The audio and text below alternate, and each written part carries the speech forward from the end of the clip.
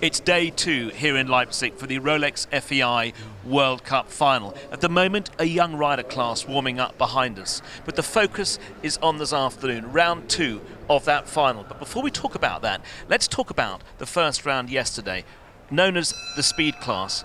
Steve, we came into this competition this weekend knowing that the German riders had done so well in the qualifiers, and in fact have won 7 of the last Rolex FEI World Cup finals, the last 9 finals. They're still in top form, aren't they? They looked mighty strong yesterday, didn't they? You know, you've got the top 3 horses there, then top 3 riders, Marco Kuchar, Marcus Henning and Christian Ahlmann. They're not speed horses, you know, I mean, they're out and out big jumpers. They're not going to be fazed by what they build this afternoon, which is going to be huge. I mean, that's very significant because in many respects, therefore, for those horses, they've got their worst part out of the way. They certainly have, you know. I mean, the speed leg, we call it a speed leg. I mean, it was all about big jumping as well yesterday. It was a decent-sized track. Took a lot of jumping.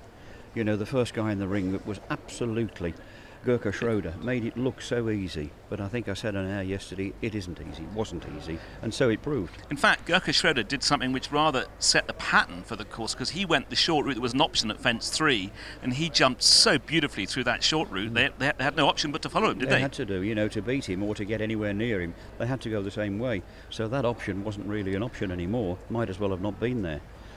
One of the things that we did talk about yesterday was about how some of the riders have got more than one horse, and it was significant last night at the press conference just afterwards that Marco Kuchar, who's, I'm just going to read my notes here, he's also got Allerdings here, but because Cash, a horse, is now at his 3rd final, he went so well, he's going to ride Cash today. That's interesting, isn't it? I think it's very interesting because, I mean, Cash is one of the biggest, scopiest horses in the world, and he won't be fazed by anything they build here today.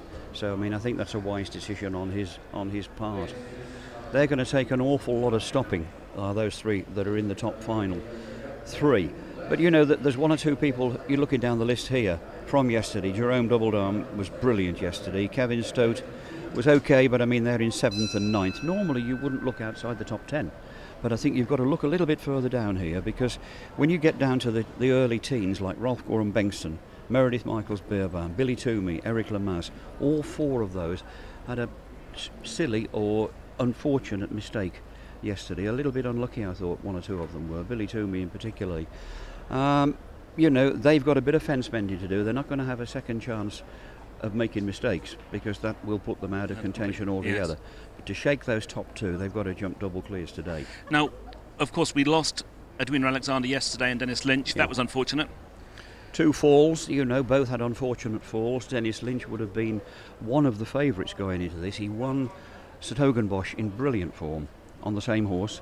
He's had a fortnight off. He'd prepared himself for this all winter. You'd have to really feel for Dennis, because, you know, he'd set himself up to really target this World Cup final in his own country. He's based here in Germany, although he's Irish. You know, his horse went too high at an Oxer, crashed a back rail and actually unseated him. So that was a bit unfortunate. Overall, though, everybody came out the other end fairly unscathed. The course designer did a very, very good job. Prior to wrapping up, I wanted to just mention, we talked about travelling distances and things.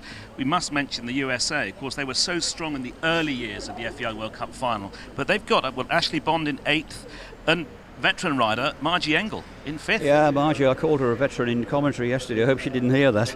But, you know, Richard Spooner's bang up there as well. They've got 3 there, all in, you know, the top 15. So it's all to play for today.